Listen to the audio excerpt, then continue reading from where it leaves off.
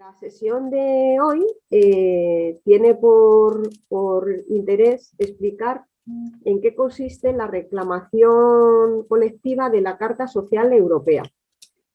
En la oficina jurídica llevamos años intentando que las rentas mínimas, antes de existir el IMV, la autonómica en nuestro caso de Madrid, y ahora con el IMV, pues que cumplieran lo que la Carta Social dice que tienen que cumplir, que es prevenir la pobreza y la exclusión y dar respuesta a las personas que no tienen trabajo a rentas dignas. Lo hemos ido haciendo a través de las casuísticas personales de las personas que veían vulnerado ese derecho. Y durante mucho tiempo nos hemos dado cuenta de que había una parte que tiene que ver con lo que se hace mal, pero había otra parte que tiene que ver con las leyes que están mal hechas. Y las leyes que están mal hechas, hemos hecho varios intentos para que se modifiquen. Una es hablar con los políticos que tocaran, que son los encargados de reformular las leyes o hacer leyes nuevas. Y cuando encontramos que la Carta Social Europea tenía un mecanismo de reclamación a la modificación de esas leyes cuando no cumplían la Carta Social, nos pareció que era una cosa muy interesante. Pero España no lo ha tenido firmado hasta hace muy poco tiempo, hasta hace un año. Tenía firmada la Carta Social Europea, pero no el protocolo de reclamaciones colectivas. Entonces, cuando se firmó hace un año, nos pareció que el ingreso mínimo vital era una ley que tenía que cambiar, que las leyes de las comunidades autónomas que cubren también los ingresos de rentas de quien no tiene trabajo, pues ya venían dando muchos problemas, y así lo había dicho el Comité Europeo de Derechos Sociales, que es el que informa si la Carta Social Europea la cumplen los países o no. Y nos decidimos a empezar una reclamación colectiva. Entonces, esta reclamación colectiva tiene una serie de condiciones y una serie de formas de hacerse. Y tiene también una vez que se hace y que el Comité Europeo dice lo que le parece de esta reclamación, pues tiene también unas consecuencias a nivel legal y a nivel de petición en los juzgados. Para aterrizar más en la situación actual, que es la reclamación que queremos hacer en concreto, hemos hecho esta sesión porque la Oficina Jurídica de Derechos Sociales, que nos hemos puesto a ello, estamos localizados en Madrid. Intervenimos en una plataforma que se llama RMI es tu derecho, que empezó por la defensa de la renta mínima autonómica hace ya como 9 años, y seguimos en contacto. Somos diferentes grupos de toda la Comunidad de Madrid que nos reunimos para ver qué cuestiones podemos ir haciendo. Pero nos faltaba un nivel más nacional, de otras provincias y de otros lugares en donde las rentas mínimas autonómicas tienen leyes distintas de la nuestra y donde la interferencia del ingreso mínimo vital puede estar siendo distinta, ¿no? Nos contactó una persona de Canarias que forma parte del Facebook afectados por el IMV, y con ella pues fuimos valorando el hacer esta sesión. Así que bueno, pues os agradecemos a todos, sea como sea que os habéis enterado, que estéis aquí dedicando este tiempo para poder entender bien cómo participar de esta reclamación.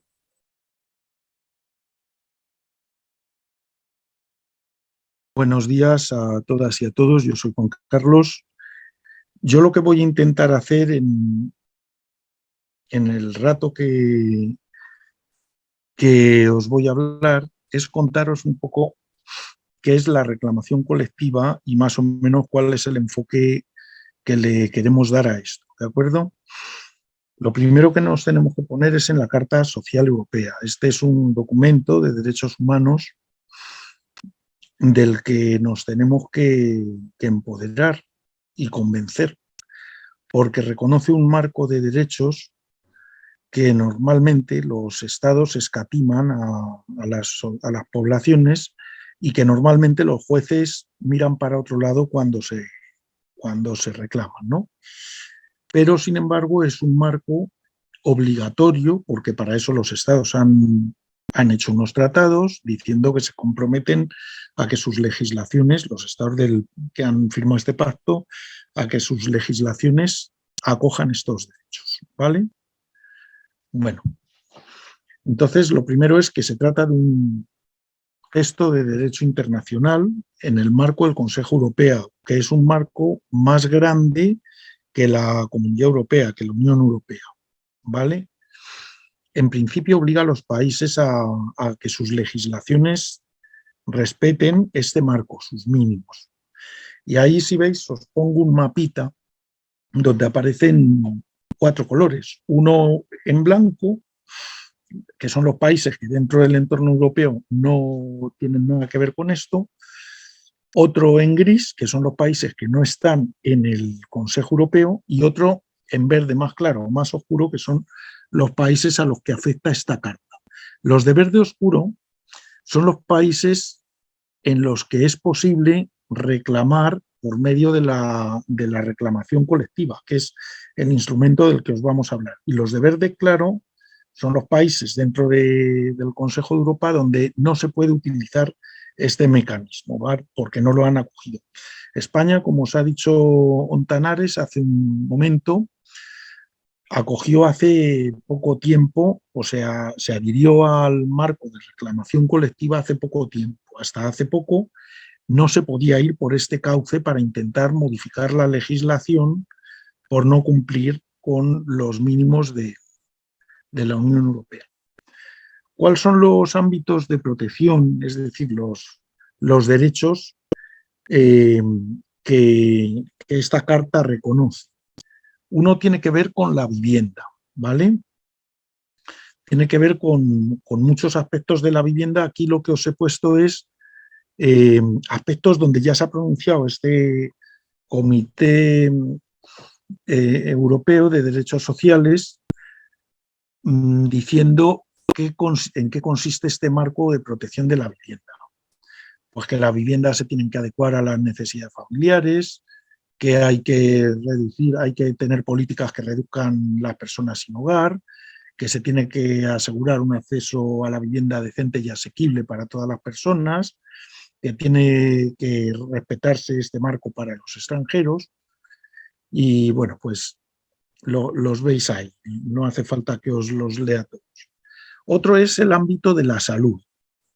Pues lo mismo, que se debe atender a la salud de la población, que debe haber políticas de prevención, que se deben asegurar la salud en el trabajo, que tiene que haber una protección a la maternidad. Otro es el de la educación, que garantiza, los veis ahí también, una serie de requisitos mínimos en el ámbito de la educación. Es importante conocer estos ámbitos porque son derechos que tenemos y que tenemos que exigir cuando nuestras legislaciones, la nuestra es muy deficiente, muchos de estos, incumplen ámbitos de estos derechos reconocidos en ese convenio que España firmó hace muchísimos años e incumple desde hace muchísimos años. Seguimos. Otro ámbito es el del derecho al trabajo, con 3 grandes categorías: la libertad para trabajar, las condiciones justas de trabajo y la negociación colectiva, los derechos colectivos como trabajadores. Otro es el de la no discriminación, el derecho a la igualdad, a no ser discriminado por ninguna razón de orientación del tipo que sea. Otro es el ámbito que tiene que ver con los derechos de los menores. Otro es el del movimiento de las personas, ¿vale? Que tiene que ver con la movilidad en en el ámbito europeo. Uno de ellos es la protección social, la protección a las... que entre otros derechos reconoce la lucha contra la pobreza y que nadie se encuentre por debajo de un nivel de recursos que le garantice no entrar en situación de pobreza. La Carta Social Europea se controla de dos maneras. Hay dos mecanismos. Uno es los informes país y otro es el del que vamos a hablar, que es la reclamación colectiva. Los informes país es un mecanismo por el que de forma cíclica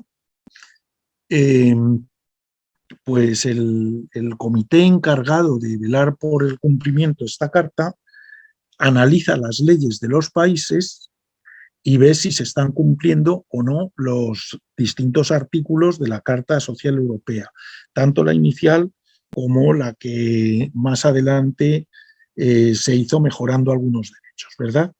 Y la reclamación colectiva es un mecanismo distinto por el que se puede acudir al comité a pedirle un pronunciamiento por un incumplimiento concreto. Bueno, los informes país se analizan de forma cíclica, temática. Hemos dicho que de forma periódica, cada año, el comité en cada país analiza un bloque de temas de derechos en las legislaciones de cada país. Y hace un informe cada 31 de octubre de cada año de cada uno de estos cuatro, del bloque que le corresponda, ¿no? Y las reclamaciones colectivas pues son por medio de una reclamación individual. Bueno, si vais arriba donde pone temáticos, veis los cuatro bloques que de forma cíclica se analizan: empleo y igualdad de oportunidades, salud y seguridad social y protección social, derechos laborales y niños, familias e inmigrantes. El año pasado, por ejemplo, a España le analizaron en salud, seguridad social y protección social. Y en ese bloque es en el que se incluye lo que tiene que ver con los ingresos, la protección por medio de ingresos para no caer en situación de pobreza, ¿verdad? Bueno, el año pasado a España la analizaron, pero analizaron con la legislación autonómica, porque aunque se acababa de publicar la ley del ingreso mínimo vital, pues no tenía todavía aplicación y dijeron que eso lo analizarían en el siguiente ciclo. Es decir, dentro de 4 años volverán en los informes país a analizar, en el caso de España, el tema en este caso, el ingreso mínimo vital y si siguen existiendo las rentas mínimas de inserción, ¿vale?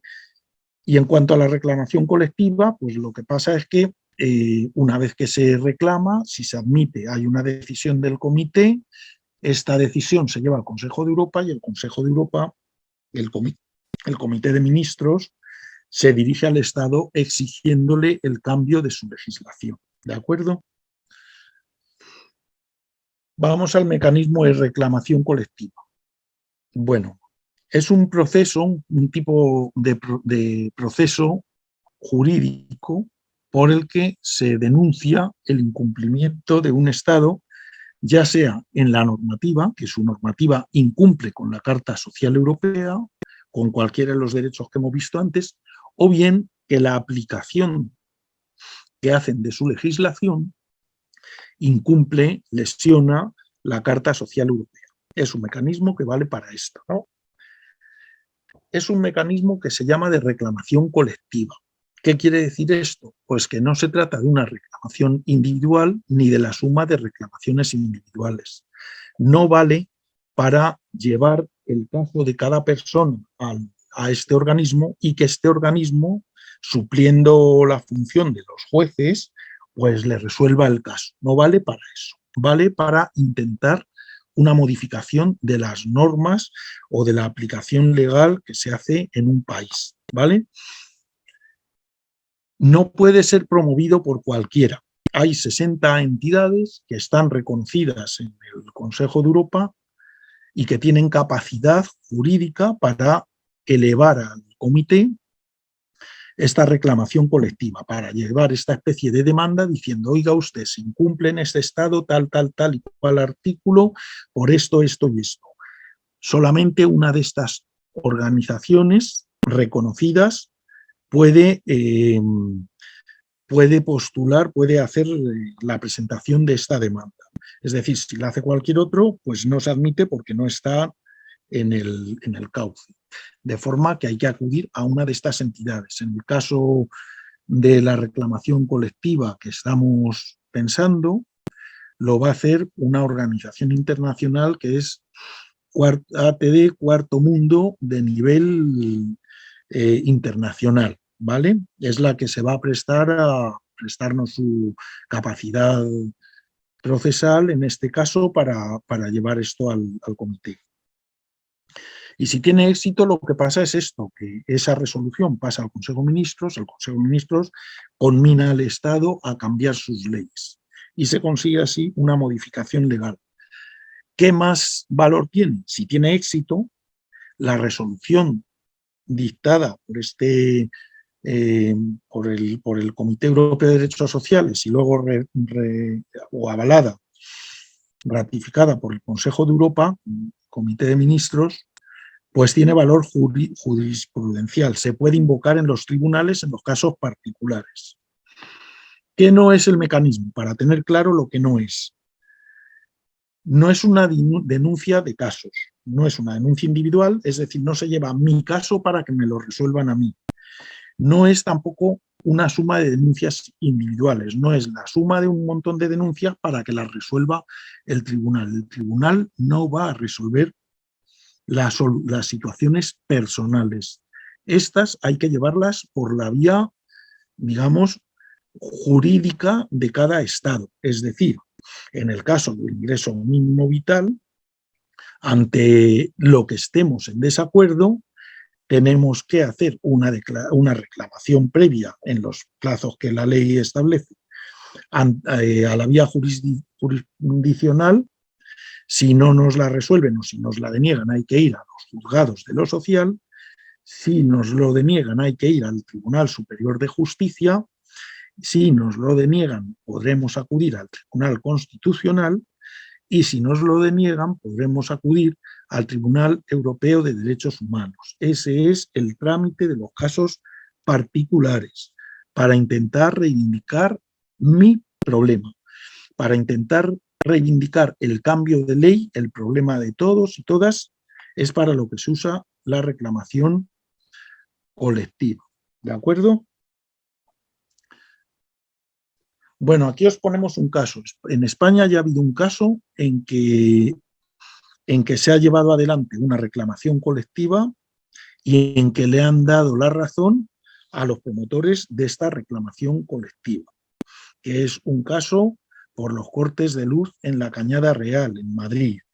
En este caso, pues han obligado a la administración a resolver este problema, aunque de momento están mirando para otro lado, cual llevará sanciones probablemente. Seguimos. En el caso de las rentas de suficiencia, es decir, el tener un nivel suficiente de renta para no caer en situación de pobreza, a España, en estos informes país que hemos explicado antes, que se hacen cada 4 años relacionados con este tema, se le ha estudiado varias veces y han aparecido varias no conformidades. A España le han dicho que tiene que modificar sus leyes por varios asuntos, ¿vale? Que son los que vamos a ver ahora. Uno, dicen que estas prestaciones que se den de suficiencia no pueden estar condicionadas. No se dan a condición de estar un plazo mínimo para realizar determinadas conductas, ni está condicionada a cuestiones de empadronamiento, ni puede estar condicionada a la sumisión de una serie de requisitos, ¿vale? Tienen que ser suficientes, las rentas tienen que tener un nivel de suficiencia, que en el caso concreto de España, incluso el comité establece que el nivel de suficiencia se hace por medio de una valoración en función del nivel de rentas de cada país, y en el caso de España, pues el nivel de suficiencia estaría en los 700 y pico euros por persona, ¿vale? Tiene que ser una cantidad que te llaman para superar el umbral de la pobreza, y el cumplimiento no va por unidades de convivencia, sino por personas. Otro es la continuidad de la prestación. La prestación no se puede cortar mientras dure, digamos, la situación que obliga a ella. Es decir, no se podría cortar, en este caso, en hipótesis, la prestación a una persona que está en situación de necesidad, pues porque es nuestro planteamiento, porque le han revisado y han visto que se la dieron mal de oficio, se la cortan y le dejan sin prestación, porque iría contra la continuidad. Mientras dura la necesidad, a la persona no se le puede cortar. No se puede condicionar a razones de edad, ¿vale? Y no se puede limitar tampoco a los extranjeros. Estas son las no conformidades que tenían hasta ahora dictadas contra España por las rentas mínimas de inserción, ¿vale? Y estas no conformidades constituyen un núcleo que nosotros entendemos que sigue sin cumplirse en la nueva normativa del ingreso mínimo vital. Estas son situaciones que vamos a plantear que nuestra ley, tanto la aplicación como la propia comprensión, configuración de la ley, tal como la han hecho, incumple con estas cosas. Vamos a pedir que se considere que no se cumple y le exijan a España modificar la ley por estas razones. Hay muchos artículos, no solamente el artículo 13, que es el que ha dado lugar a que revisen las rentas mínimas, en los que nosotros estamos trabajando porque entendemos que la aplicación que se está haciendo del ingreso mínimo vital puede entrar en colisión con ellos. Uno es el derecho al trabajo, para garantizar la garantía del efectivo derecho al trabajo, ¿vale? Entendemos que puede haber situaciones en las que obligar a la gente a aceptar determinado tipo de prestación de trabajo incumpliría con este artículo. Otro es el de la protección de niños y adolescentes, ¿vale? Hay situaciones en las que las condiciones que se ponen a las prestaciones, el nivel de suficiencia de rentas o el cortar la prestación puede poner en riesgo a menores. Y entendemos que también esto se debe enfocar desde aquí. Otro es el artículo 13 propiamente dicho, que es el que os he explicado antes, las no conformidades que ha habido. Otro es el de cortar beneficios de servicios sociales. Otro es el derecho a la protección de la familia, en la medida en que también puede lesionar el derecho a la familia, la protección a la familia, la aplicación de la renta del ingreso mínimo vital, tal como se está haciendo. El que no contesten en plazo, el que no contesten nunca, el que le revisen a uno y le suspendan la prestación con arreglo a lo que ganaba hace años, etcétera, etcétera. También el derecho de las madres y niños a una protección social y económica, el derecho de los trabajadores migrantes y sus familias, y el condicionarlo por el hecho de ser extranjeros, ¿vale? Os lo pongo ahí algunos de los...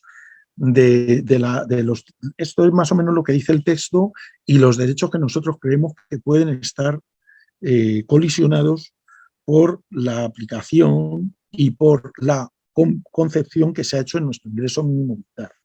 Porque para empezar, el ingreso mínimo vital no se ha hecho en España vinculado a la Carta Social Europea, pensando en que se cumplían las exigencias de la Carta Social Europea, sino que se ha hecho de forma condicionada y se ha hecho como una exigencia que le puso Europa a España, que resolviera el problema de que había mucha gente bajo el umbral de la pobreza sin protección y sin garantía. Para le condicionaron el resolver esto de alguna manera a que si no lo hacía no le daban los fondos que le han acabado dando. Entonces, deprisa y corriendo hicieron una ley que no respondía a la lucha contra la pobreza, sino al intento de no perder los fondos que prometía Europa. ¿De acuerdo? Bien. Pues dicho esto, la pregunta a la que intentamos responder es ¿qué pretendemos hacer? ¿Qué es lo que queremos hacer con la reclamación colectiva? Pues pretendemos promover una reclamación colectiva tanto por el propio articulado de la ley, por sus artículos que entendemos que lesionan la Carta Social Europea en esos derechos en los que los he explicado antes y fundamentalmente en los puntos de no conformidad que en los informes país que se han hecho hacia España ya se han detectado y que creemos que esta normativa vuelve a incidir en ellos, vuelve a caer en los mismos errores y es más, la combinación de la normativa estatal, el ingreso mínimo vital, con las normativas autonómicas, vuelve a hacer que existan colisiones que dejan sin respeto la Carta Social Europea y también por la aplicación, no solo por la concepción legal, por el articulado que está mal hecho,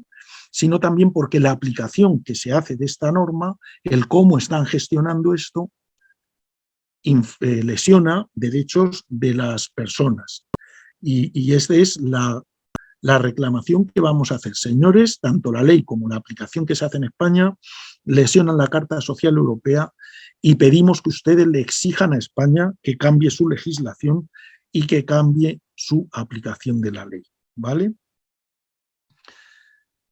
Bueno, esta reclamación no es un papel cualquiera y no es un papel fácil de hacer.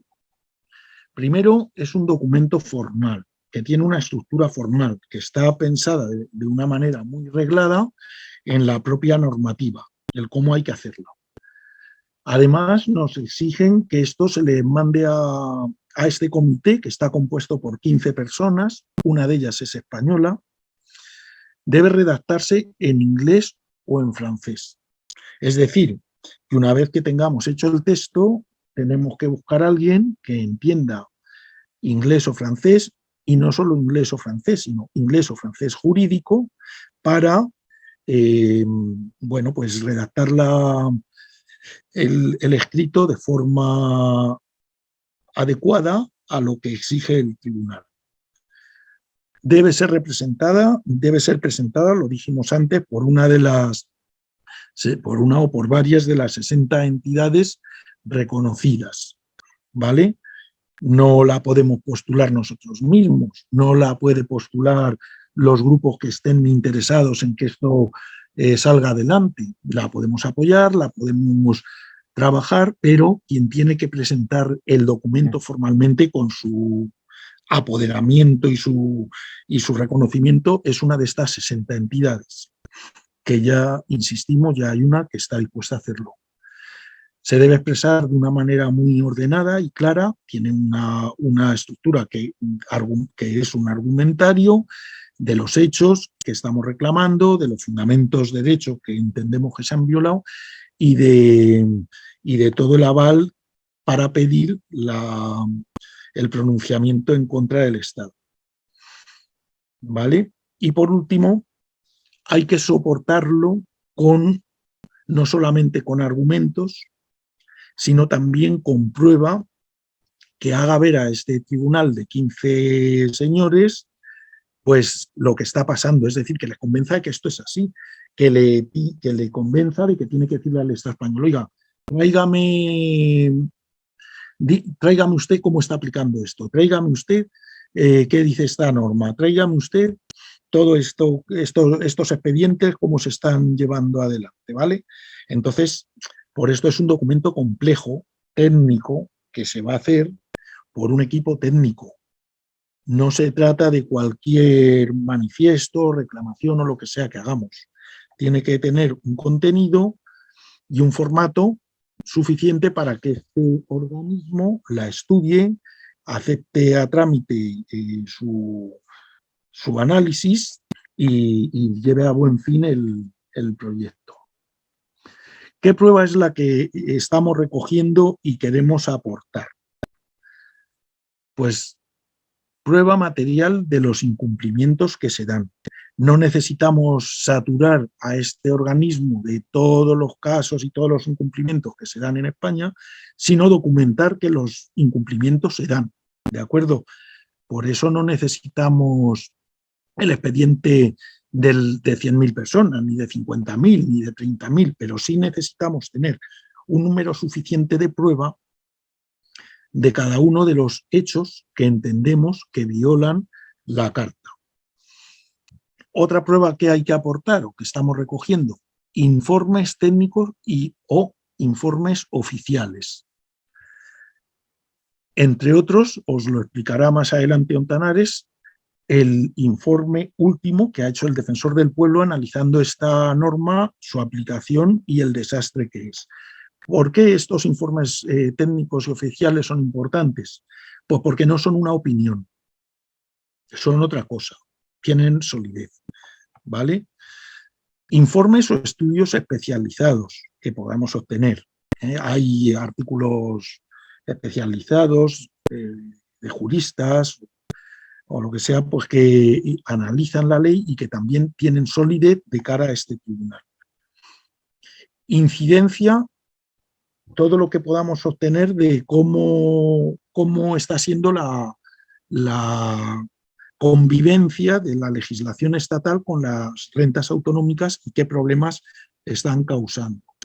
Noticias de prensa que expliquen, que dejen claro el caos que hay. Documentos pues, del Parlamento, que hay alguno donde se ha explicado el caos que había, se le han hecho preguntas al ministro, las ha respondido, todo ese tipo de elementos son los que necesitamos recoger, ¿vale? Para acompañar a esa demanda técnica que estamos elaborando. ¿Cómo pedimos la colaboración? Pues de esta manera. Lo primero, socializar esta lucha, es decir, saber que hay una lucha con la que se intenta llevar adelante esto y hacerla saber a la gente. Segundo, recogiendo pruebas suficientes, entrecomillado suficientes quiere decir, no vamos a pediros todos los expedientes de todo el mundo para abrumar al tribunal, entre otras cosas porque si le presentamos un tocho que viene en una carretilla, pues ni se lo van a mirar, ¿eh? Estos señores están muy ocupados y lo que necesitan es ir al grano. ¿Cómo vamos a recoger pruebas? Pues lo explicará más adelante Jaime y María. Para recoger pruebas se va a pedir a la gente realizar un escrito de consentimiento adecuado a la Ley de Protección de Datos, porque manejar documentación sensible de las personas es peliagudo y no queremos hacer un uso indiscriminado, queremos hacer un uso serio, destinado a este fin únicamente, con todos los niveles de protección posible. Para esto habrá una plataforma donde va a aparecer cómo se hace este protocolo, lo van a explicar luego. Tercero, elaborando la reclamación con este elenco de pruebas y de elementos, para lo cual hay una comisión de trabajo ya especializada que ya está trabajando. Cuarto, presentarlo al comité por medio de la entidad reconocida, que va a ser AT de Cuarto Mundo de nivel europeo. Y quinto, que se os pide, donde la implicación es muy importante, problematizar esta situación.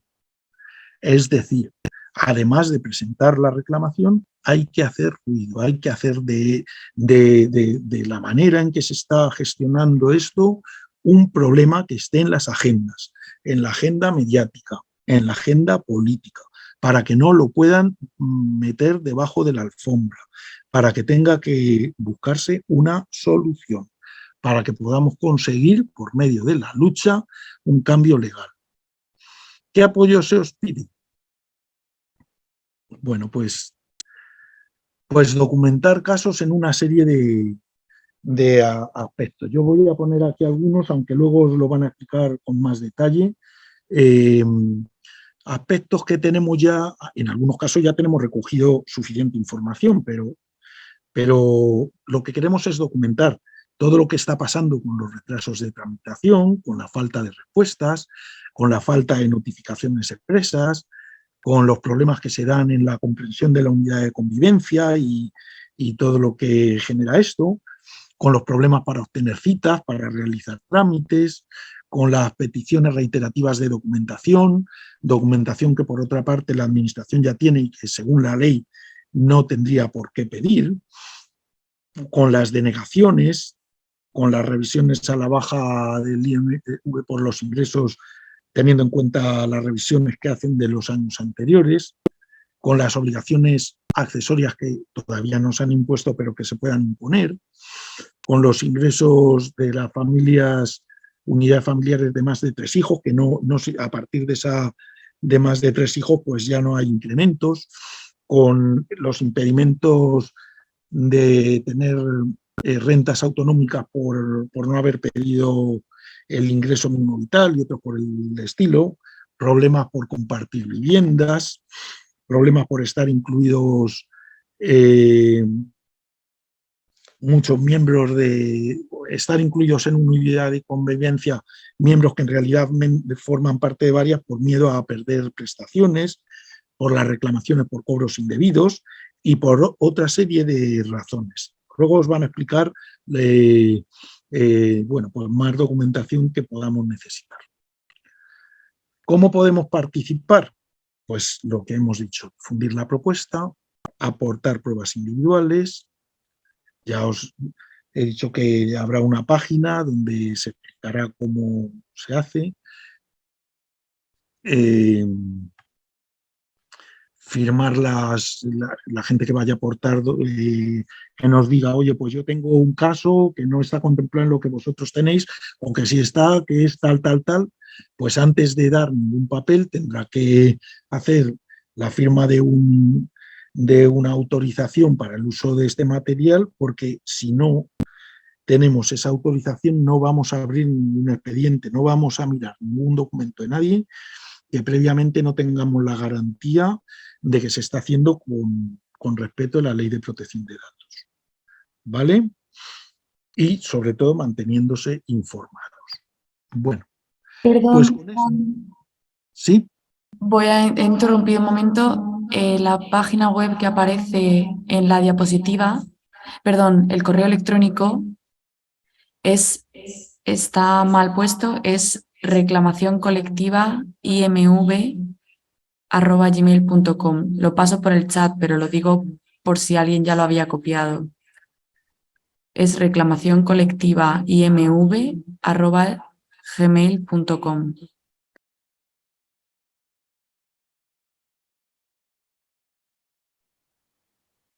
Y bueno, pues vamos un poco a entrar en la parte de pruebas que decía Juan Carlos al final, ¿vale? Una de las pruebas, hay un compañero en el chat que dice que ha pedido 2 veces ayuda al defensor del pueblo y que al final pues que no le ha resuelto ni le ha contestado. Bueno, el defensor del pueblo pasa un poco como con... O sea, tiene un procedimiento especial. El defensor del pueblo tampoco resuelve casos individuales. Aunque es verdad que cuando llega una reclamación va a pedir a la administración explicaciones sobre esa reclamación en particular para entender lo que pasa a nivel general. Cuando se van dando muchas reclamaciones de la misma cuestión, el equipo del defensor del pueblo pues acaba teniendo una idea de qué es lo que pasa con ese asunto, no con el particular, sino con el general. Y al final del año elabora un informe sobre todas las reclamaciones que ha tenido, en la que emite un poco su valoración y sus recomendaciones a las distintas administraciones. Este año, el Defensor del Pueblo ha publicado en su informe en el apartado 3 que se titula algunos aspectos destacados y que se relaciona con lo que ha recibido en 2022, ¿vale? Pues hay un punto que es el punto 8, prestaciones para la prevención de la vulnerabilidad social, y el apartado 9, la repercusión de la brecha digital en los servicios de atención al ciudadano, que nos van a ser muy importantes como pruebas para nuestra reclamación colectiva. Va a ser uno de los elementos de prueba. Es un elemento de prueba porque el defensor del pueblo, con sus informes, tiene una acreditación, es decir, lo que dice es muy válido, es tan válido como que las administraciones lo tienen que tomar en cuenta. Y me parecía que el informe a este nivel ha sido muy interesante, con lo cual os voy a resumir un poco qué es lo que dice el informe. El asunto en cuestión es que el defensor del pueblo ha señalado bastantes cuestiones. La primera cuestión que me resultó importante es que plantea que es un derecho que recoge la Carta Social Europea revisada que España ratificó en 2021. Es decir, que es interesante que el defensor del pueblo ya diga que esto es una obligación respecto del Estado por Carta Social Europea. Y lo dice porque en la última revisión, además del artículo 13, España lo que dijo fue que este artículo, el artículo 13, lo había cumplido con el ingreso mínimo vital, con lo cual no solo lo dice el defensor del pueblo, sino que lo dice el propio Estado. El ingreso mínimo vital, que él va viendo cómo funciona con las quejas de los ciudadanos, pues recoge, es la prestación que da lugar a más quejas de los ciudadanos al defensor del pueblo, por encima de cualquiera de las pensiones de jubilación en sus distintas modalidades. Con lo cual, pues ha tenido muchísima información gracias a que los ciudadanos han enviado sus quejas, porque si no, él no tendría toda esta información. Por eso es muy importante que las personas que vean vulnerados sus derechos a este nivel informen al defensor del pueblo de su situación para que él pueda, en la medida de sus competencias, pues informar, ¿no? Plantea que una de las cuestiones que ha recibido son cientos de miles de expedientes de reclamación previa de revisión por integro de prestaciones indebidas. Este es el primer asunto que para él es muy relevante. Bueno, el tema de las reclamaciones del reintegro de prestaciones indebidas es, desde su punto de vista, el mayor reto al que se enfrenta a la hora de gestionar la prestación, además del volumen de expedientes. Lo que él plantea es que el hecho de que sea la administración de la agencia tributaria y el Instituto de Estadística quienes envían toda la documentación para estas revisiones, pues que plantea varios problemas, ¿no? Entonces, uno de los problemas que plantea es el de la contabilización del patrimonio. El defensor del pueblo se ha encontrado muchos expedientes en los que las personas con patrimonio en realidad no pueden disponer de ese patrimonio, bien porque ese patrimonio sea en usufructo con otras personas o bien porque ese patrimonio esté embargado por distintos procedimientos, ¿no? Y, por ejemplo, por la existencia de créditos hipotecarios o a disposición de terceros por una sentencia y demás. Entonces, ellos le ha planteado a la administración, a la Seguridad Social, que lo tenga en cuenta y que no lo compute, ¿no? Y bueno, parece que de momento pues la Seguridad Social no ha aceptado el planteamiento del defensor del pueblo, pero ha hecho este planteamiento que me parece interesante. Y la segunda parte que me parece interesante es que pues es un medio de prueba de estas situaciones, de personas que en realidad están en situación de pobreza en estas situaciones y que podemos presentar. La siguiente que plantea es el tema de las personas que tienen sociedades, ¿no? Y lo que plantea, como en otras ocasiones, es que Esta información la tiene la administración, que no tienen por qué pedírsela a las personas, que lo hagan entre administraciones y que se puede comprobar además manualmente por los servicios tributarios, con lo cual pues que no se lo pidan a la gente y lo acrediten, porque la petición lo que alarga son los procedimientos. Hay otro tema muy, muy importante que mucha gente no sabe y que creemos que es muy grave. Me parece fenomenal que lo haya también incluido, ¿no?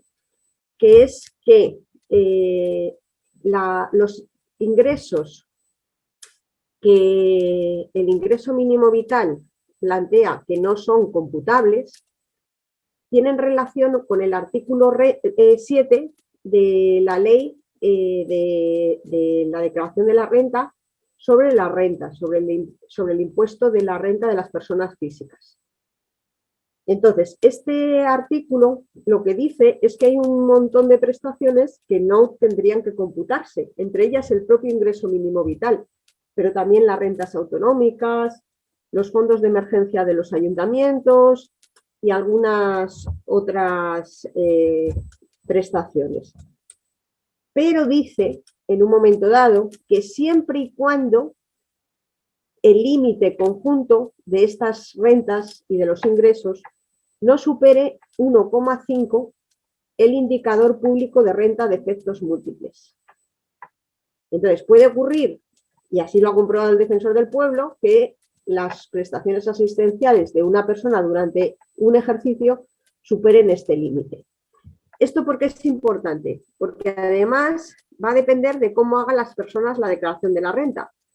Si en una unidad de convivencia todas hacen la declaración conjunta pensando que todo eso no es computable, puede llegar a superar el límite de 1,5 veces el IPREM. Y entonces todas esas prestaciones que inicialmente no eran computables, sí lo son. ¿Cuál va a ser el efecto de eso? Que un año tú cobras el ingreso mínimo vital y al año siguiente puedes no cobrarlo porque has hecho mal la declaración de la renta o porque tu IPREM supera 1,5 veces. O sea, tus ingresos superan 1,5 veces el IPREM. Eso es algo que no se ha informado. Cuando el año pasado se enviaron todas las cartas de usted está obligado a hacer su declaración de la renta, no hacían esta observación, ¿no? De hágala usted individualmente porque pudiera ser más adecuado. Pues no, no se le informó ni la Seguridad Social ni probablemente Hacienda, que hizo las declaraciones en algunos casos conjuntas y que pueden dar lugar a este problema, que significa que se van a computar estas pruebas, estas rentas. El Defensor del Pueblo ha preguntado y el Instituto Nacional de la Seguridad Social ha indicado que conoce el problema y que se efectuarán las comprobaciones oportunas, que es como no decir nada, porque claro que las van a hacer si hacen la revisión anual. Así que bueno, pues esto es muy importante. Los requisitos de las unidades de convivencia. Pues también plantean distintas quejas con respecto del requisito de que las unidades tienen que estar constituidas con 6 meses de antelación. Y cuando hay cambios en la composición de estas unidades de familia, ¿no? Por salidas o entradas. Entonces, lo que plantea es que no hay primero que no hay una orden en la que para todos los funcionarios de esa administración que tramitan los expedientes haya algo claro con respecto de esta interpretación. Pero además dicen que la cuantía a percibir cuando uno de los progenitores deja el hogar y se trasladan a otro domicilio es que la unidad que se traslada con los niños pues forma de pronto una nueva unidad de convivencia y le piden 6 meses. Entonces, en este caso en particular con respecto a las unidades de convivencia, pues el defensor ha formulado que se les eximiera de ese plazo de convivencia y no ha sido aceptado. En este tema de las unidades de convivencia nosotros queremos documentar muchas otras situaciones que el defensor no ha puesto en este informe, en este apartado específico, ¿no? Como pueden ser un poco, pues por ejemplo, el hecho de que cuando nace un niño no hay un cambio de unidad de convivencia, o sea, uno puede seguir percibiendo la prestación, pero se dan suspensiones en los que se para la prestación durante unos meses, a veces 3 o más, ¿no? Entonces eso creemos que vulnera el criterio del comité que trasladó en las rentas de continuidad de la prestación mientras dura la necesidad, ¿no? Porque ahí no se continúa, hay una ruptura. También hay un tema en el caso de las unidades de convivencia hay muchos más temas, pero os he puesto ese como ejemplo. El siguiente que plantea es el empadronamiento con terceros, ¿no? El defensor del pueblo acredita que ha visto cómo incluso con los informes de servicios sociales no se han aceptado que las personas estén empadronados por terceros, o sea, con terceros con los que no son, de los que no son familia, que esto ya es el colmo. También plantea que a veces hay empadronamientos indebidos y que cuando se presenta en el ayuntamiento la correspondiente inscripción indebida, que es cuando las personas no se han empadronado en el domicilio que viven, siguen en el anterior, pero no hay manera de que se desempadronen, pues o bien porque no se conoce su paradero o porque hay una mala relación, por un montón de motivos, ¿no? Y entonces la persona que sigue viviendo dice, esta persona ya no vive en este domicilio, eso es una inscripción indebida, ¿no? Entonces, cuando se da esta circunstancia, las direcciones provinciales no tienen un criterio unificado en cuanto a la fecha en que se tiene que aceptar como efectuada la corrección en el padrón, porque este tipo de inscripciones para que se den en el padrón tarda bastante tiempo. Yo creo que a veces incluso son 2 años, ¿no? Desde que se hace una inscripción indebida hasta que se hace la corrección. Y lo que plantea es que no hay un trato uniforme según las direcciones provinciales distintas. Luego también plantea otras circunstancias en las que las personas viven en domicilios en las que no tienen, no hacen un pago de su habitación o del espacio que ocupan, sino que se lo han cedido en uso por amigos y demás, y que tampoco esto se está contemplando de una manera clara, ¿no? Y que esto para el defensor del pueblo tiene importancia sobre todo para personas refugiadas y de protección internacional que son acogidas en domicilios particulares, y piensa un poco sobre todo en la guerra de Ucrania, que va a dar lugar a muchas de estas situaciones para que lo puedan tener en cuenta. De la misma hay otro apartado que es muy importante y que tiene que ver con la revisión anual y la actualización de la cuantía, que un poco hablaba al principio de ello, pero ahora ya entra más en harina. Entonces aquí habla sobre todo de que al referenciarse la revisión a la última renta, lo que ocurre es que hay una extinción o una modificación de cuantía que se produce en un momento muy lejano a los ingresos que se están valorando. Por ejemplo, en 2021 las revisiones se hicieron en noviembre. Se hicieron en noviembre, pero durante todo el 2021 las personas estaban cobrando con respecto de la declaración de 2019. Con lo cual, en 2021, que se hace con la de 2020, da lugar en muchos casos a reintegro de prestaciones o bien de atrasos cuando esas familias han estado viviendo todo ese año casi sin ingresos, o de devoluciones cuando la cantidad que han cobrado pues ahora mismo resulta de la revisión que no es la que tendrían que haber calculado. Los ciudadanos no son conscientes de esta deuda que se ha podido acumular y además les cuesta mucho poderlo pagar porque en muchas situaciones a esas personas en ese momento en que se les va a pedir nuevamente se encuentran bajo el umbral de pobreza, ¿no? Entonces lo que habla de de prestaciones indebidas y las contabiliza son 99.690 expedientes en todo 2021, o sea, casi 100.000 expedientes en estas circunstancias. Y lo que hay dos recomendaciones que hace el defensor con respecto de esto, ¿no? Y es que la revisión se haga al principio del año y no al final, y que los propios beneficiarios sean los que puedan hacer declaraciones voluntarias a principio de año, que luego se puedan comprobar con la declaración que después hagan. Bueno, esta propuesta del defensor, yo pienso en situaciones concretas y me parece que no solo resuelve, sino que podría empeorar las cosas. Así que, bueno, será otra de las cuestiones que llevemos a reclamación para que se cambie la ley y no se contabilice con declaración de renta que obviamente no tiene nada que ver con la situación actual y que por tanto vulnera otra vez el hecho de que la prestación se reciba mientras existe la necesidad, porque lo que se está calculando es la necesidad de hace 1 o de 2 años, no la necesidad del momento actual.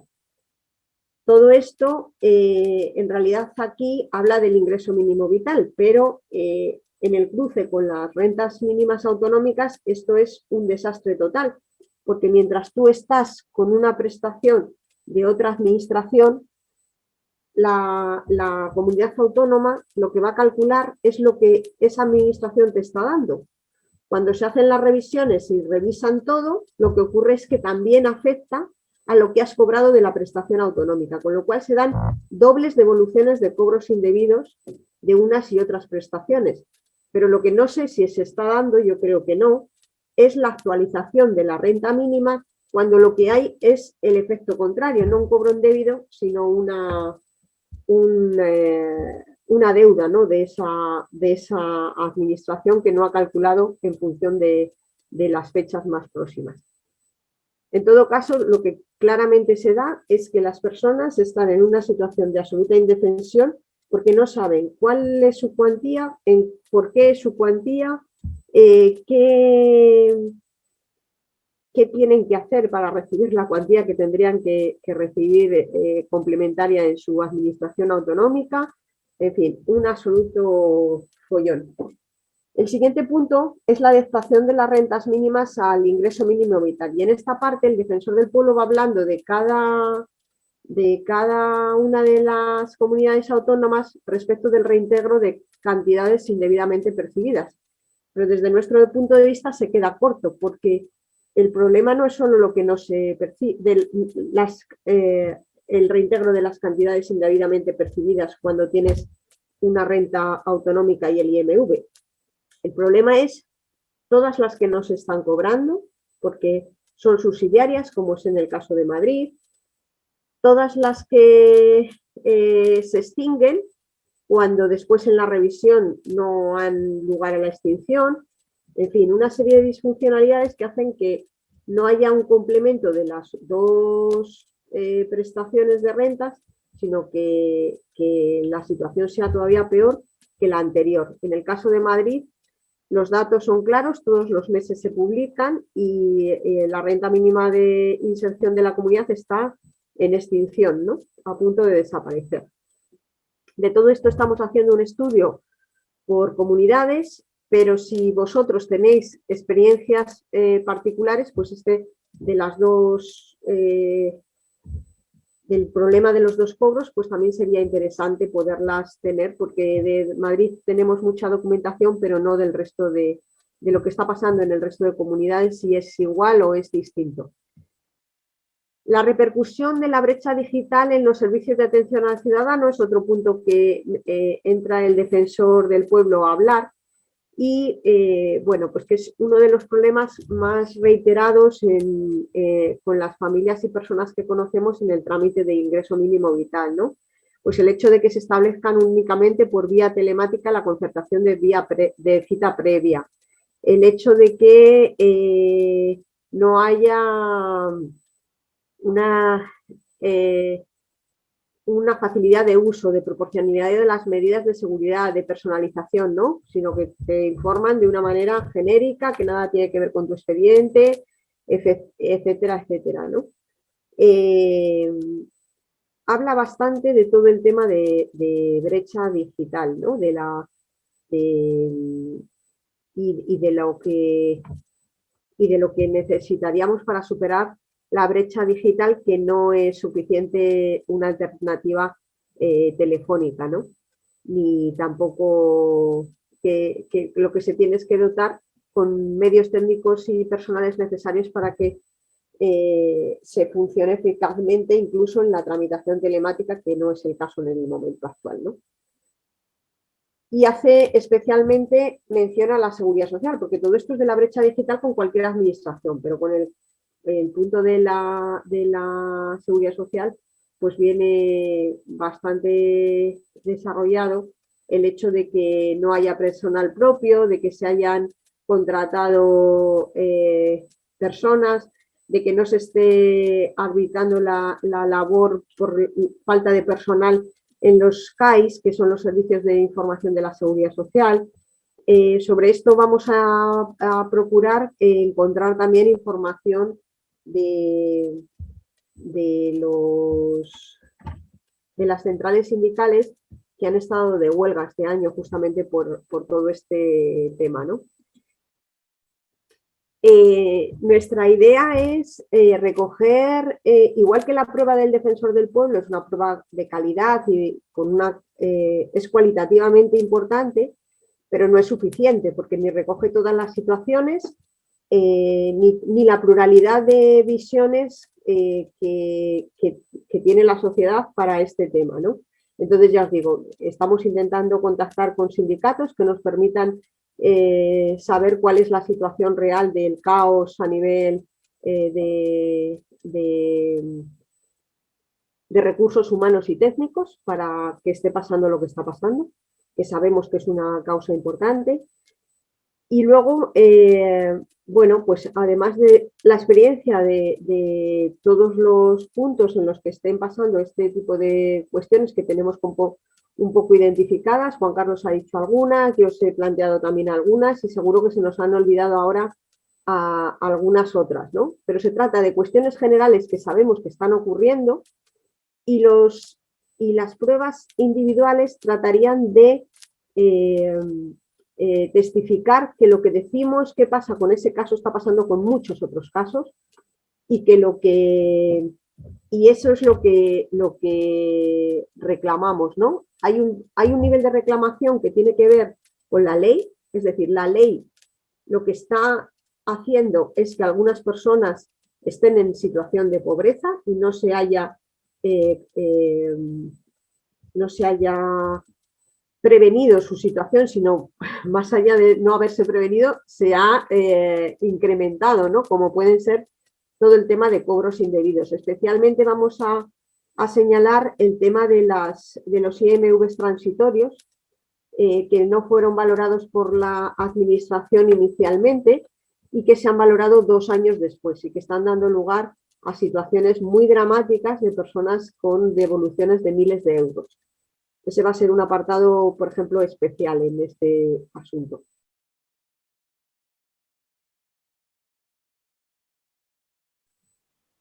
Y bueno, pues contado este encuadre de lo que serían las pruebas, voy a pasar a mis compañeros para que os expliquen cómo van a ser las pruebas particulares que podéis aportar vosotros o alguna persona que conozcáis y cuál va a ser el procedimiento para que nosotros podamos analizarlas e incluirlas en el informe.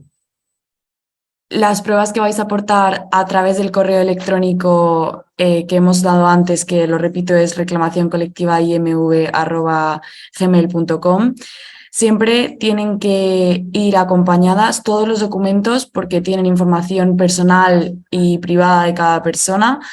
Tienen que ir acompañados de un documento que hemos creado que ahora os voy a compartir, que es para proteger esos datos personales que estáis compartiendo con nosotros por una cuestión legal, que tiene que ir firmado. Cualquier dato que recibamos que no venga acompañado de ese documento firmado, no vamos siquiera a abrirlo porque legalmente no podemos. Pero en cualquier caso, si recibimos un correo con datos y sin ese documento, pues probablemente respondamos pidiendo que se firme el documento. Entonces, bueno, pues que hay una, o sea, que hay una opción ahí al margen.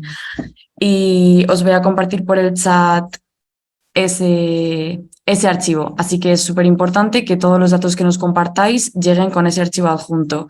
Y sobre lo que ha dicho Antanares de los tipos de datos que estamos específicamente buscando como prueba, no sé si ella querría, le devuelvo el balón, por si ella quiere establecer una clasificación de los casos que más podemos documentar.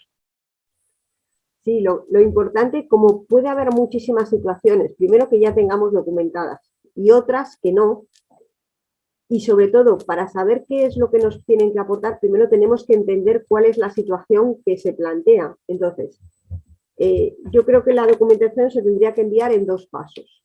El primer paso sería el documento de autorización de datos, que es el que dices que vas a colgar, pero que estaría bien tener el enlace de donde va a estar para ponerlo en la visualización final un rato y que la gente le pueda visualizar mejor, ¿vale? De la página web donde va a estar localizada toda esta información. Entonces, uno hace la autorización de datos y la firma. Y en ese correo con la autorización de datos y la firma pone un resumen de cuál es la situación que cree que tiene pruebas para poder aportar.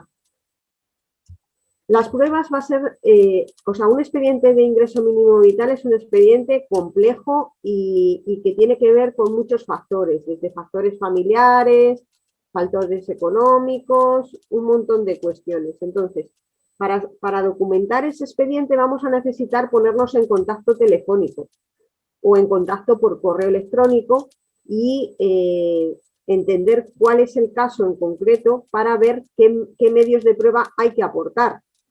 Porque, pongo un ejemplo. Yo quiero aportar a la reclamación que no se está informando adecuadamente del motivo de denegación, por ejemplo, ¿no? Y mandas la autorización. Siguiente correo que podemos emitir desde la oficina. Mándanos la resolución de tu denegación, por ejemplo. Entonces, con la resolución de la denegación, efectivamente, si ese documento deja bien claro que no hay quien entienda por qué a ese señor le denegaron el ingreso mínimo vital, ya tenemos una prueba, no necesitamos mucho más.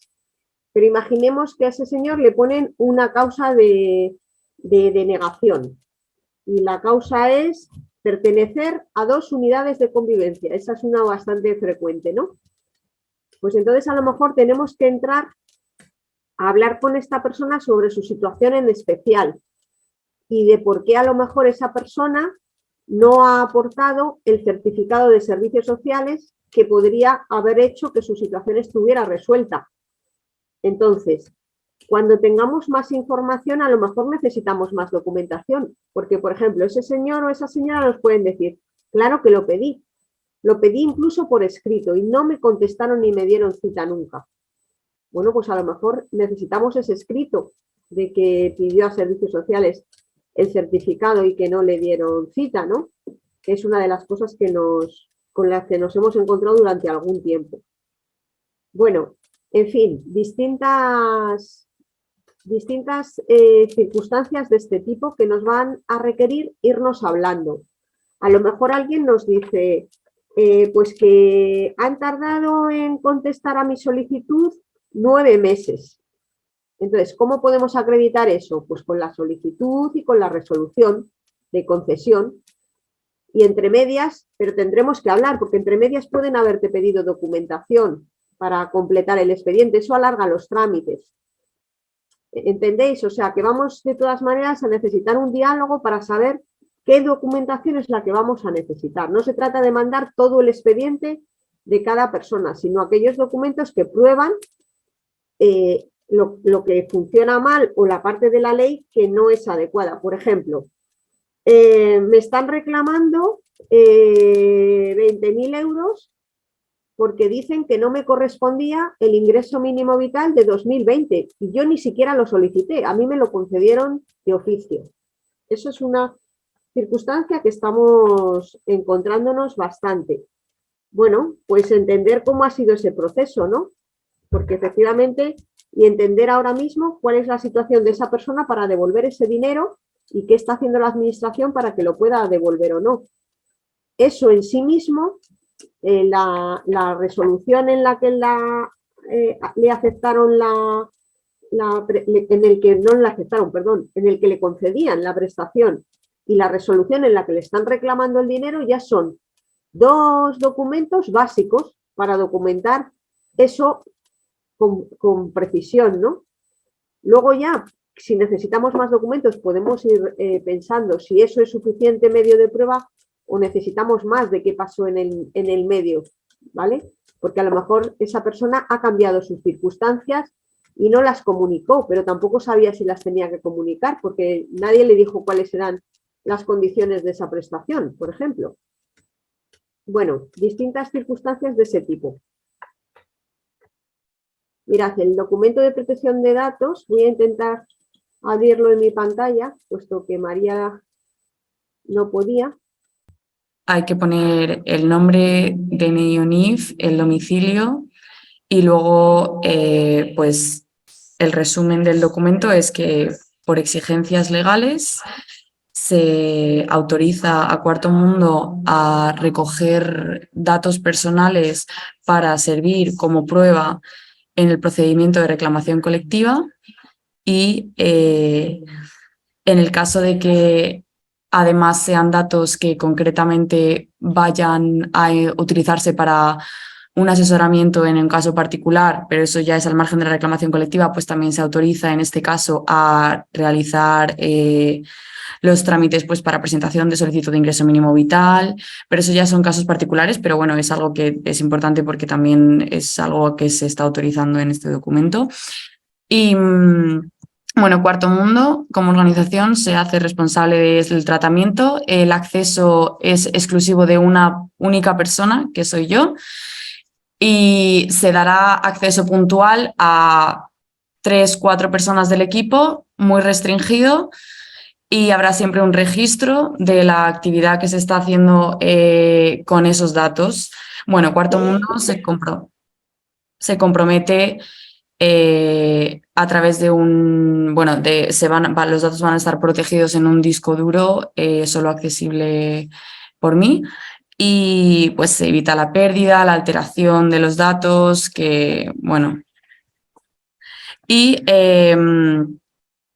bueno, el fundamento de que sea una exigencia legal tan importante es porque muchas veces todos estos datos contienen información muy personal pues, de la situación financiera de una unidad de convivencia y, bueno, miembros de la familia, nombres, apellidos, pues eso.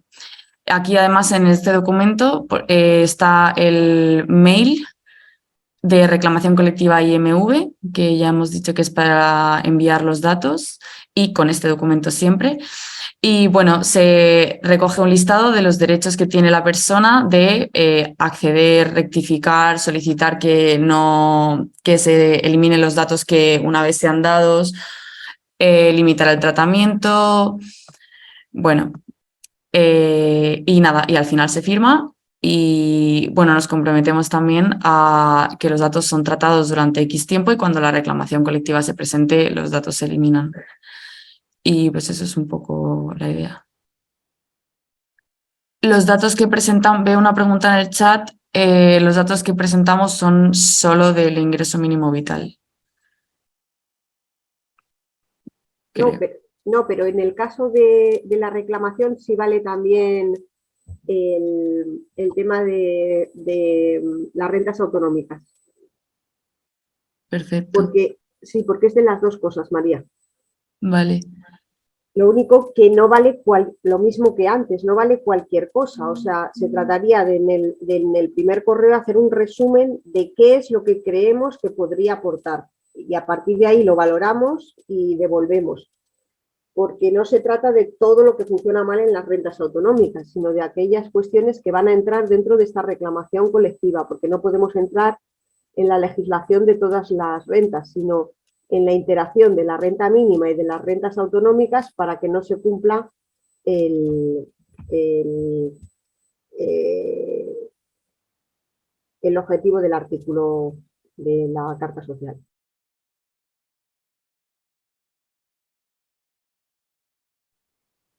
Bueno, no sé si hay alguna pregunta. Estamos a 40 minutos y quizás sí que podamos abrir el micro 15 minutos antes de, o 20 minutos antes de terminar, que nos ha quedado tiempo. Yo he recogido alguna duda que se ha repetido y que creo que es relevante, y varias personas han preguntado sobre la retroactividad en caso de que el comité efectivamente, o sea, en caso de que fuera exitosa nuestra reclamación, cómo funciona lo que dictamine el comité en términos de pues, eficacia jurídica, pero también de retroactividad. No sé si Juan o no sé quién es la persona más adecuada para... Bueno, pues en mi opinión no tiene ningún efecto retroactivo respecto a las personas a las que se les ha aplicado la norma, ¿vale?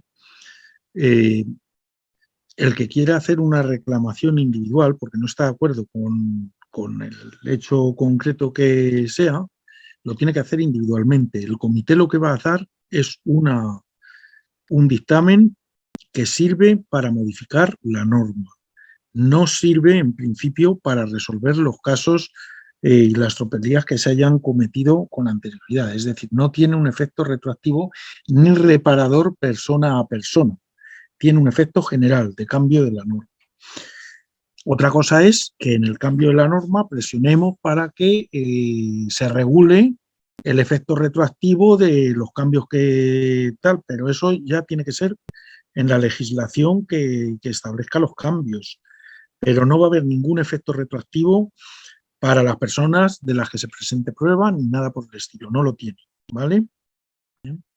Yo creo que es importante entender que la reclamación colectiva no es la solución a todo. Es una parte, es un instrumento. O sea, lo que vamos a presionar es para que cambien la ley y que la ley que tengan que hacer sea una ley más adecuada realmente a prevenir la pobreza y la exclusión. Pero eso es un instrumento, hay otros. Y los otros, que tienen que ver con la presión política y ciudadana de las normas que ya existen, ojalá que les hagamos con tal éxito que cuando ya se pronuncie el comité ya no valga para nada porque ya han cambiado la ley. Es que la ley se puede cambiar antes de que el comité la cambie si hay una voluntad política de hacerla. Pero para que haya una voluntad política, a lo mejor que haya 100.000 expedientes en revisión con temas de devolución de cantidades, pues es algo que hay que hacerlo público y no todo el mundo lo conoce. O sea, ni siquiera ha sido fácil obtener ese dato, porque la primera vez que lo hemos visto es en el informe del comité, pero ha habido muchas organizaciones pidiendo esto por ley de transparencia y no se obtienen los datos tan fácilmente de lo que está pasando con el ingreso mínimo vital. Entonces yo creo que desde los distintos ámbitos y desde los distintos territorios que estamos aquí, podemos hacer distintas cosas que presionen políticamente el cambio de la ley. La reclamación colectiva es un instrumento, no es el único instrumento, ni siquiera sabemos si va a ser el más efectivo. Simplemente es un instrumento que vamos a utilizar también. El comité para sus dictámenes, desde que se presenta la reclamación y se admite, viene tardando una media de 2 años, pero hay reclamaciones como ha sido la de Cañada Real, en la que la respuesta ha sido inmediata porque requería acciones cautelares inmediatas. Entonces ellos siguen revisando la reclamación y ampliándola, pero ya han pedido que se hagan cuestiones. Entonces eso depende del comité, no depende de nosotros, entonces no sabemos cuál va a ser el plazo. Y nuestro plazo tampoco es cerrado en junio, o sea, nuestra pretensión es de junio, pero nuestro plazo va a ser el que podamos hacerlo. Y queremos hacerlo en esa fecha, pero necesitamos pues encontrar los traductores que no lo hagan, encontrar un poco en función de de lo que vayamos redactando y de lo que nos vaya viniendo como pruebas, pues ir viendo con algunas otras personas que nos están recomendando que tengamos algunos diálogos, que son expertos en esta cuestión. Entonces, bueno, pues va a depender un poco de cómo vayan los acontecimientos. Nuestra pretensión es esa. Vale. Luego, a partir de la página, os iremos dando información también.